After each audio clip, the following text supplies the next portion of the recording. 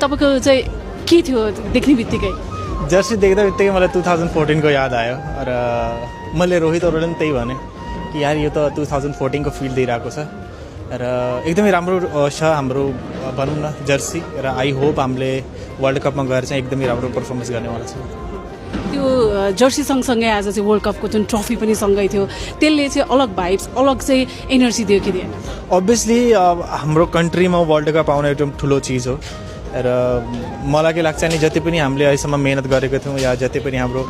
X प्लेयरहरूले मेहनत गर्नुभएको थियो उहाँको मेहनतले गर्दा पनि यहाँसम्म पुगेको। सो हामीले उहाँहरू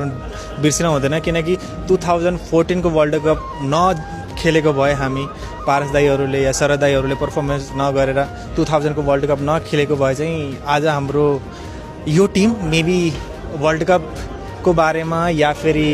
कन्ट्रीलाई क्रिकेटको बारेमा त्यति थाहा हुन्थेन होला किनकि अहिले पनि धेरै हेर्नुहुन्छ नि क्रिकेटको बारेमा त्यति धेरै थाहा छैन। बट वी आर ग्रेटफुल कि अब एटलिस्ट मान्छेले हेरिरहेको छन्। हाम्रो एनपिएल जस्तो ठुलो लिग भइसकेको छ र हामी कन्टिन्यू वर्ल्ड कप पनि खेल्न गइरहेको छौँ यो वर्ष। त्यसले गर्दा वी आर भेरी एक्साइटेड। ट्रफीले एक्साइटमेन्ट दिँदो रहेछ। Obviously different kind of energy दिन्छ जो मलाई चाहिँ एकदमै राम्रो फिल भइरहेको छ। एउटा प्रश्न चाहिँ यो ट्रफी र यो बाहेक म अरूको सोध्न चाहन्छु जस्तो यो टियुको लिज सकिरहेछ ग्राउन्ड अब चाहिँ क्यानको अन्डरमा हुँदैन यो थुप्रै कुराहरू आइरहेछ त्यसले चाहिँ एज अ नेसनल प्लेयर कस्तो इफेक्ट गरिरहेछ के लागिरहेछ यहाँ? Obviously back of the mind हुन्छ कि जहाँ हामीले यति धेरै चिजहरू अचिभ गरेका छौँ जहाँबाट हामीले क्रिकेट स्टार्ट गरेका हौँ त्यो ग्राउन्ड हाम्रो नरहँदाखेरि अरूको लागि त्यो ग्राउन्ड होला हाम्रो लागि चाहिँ एकदम इमोसन्स जुडेको छ उसँग धेरै मेमोरिजहरू छ हाम्रो धेरै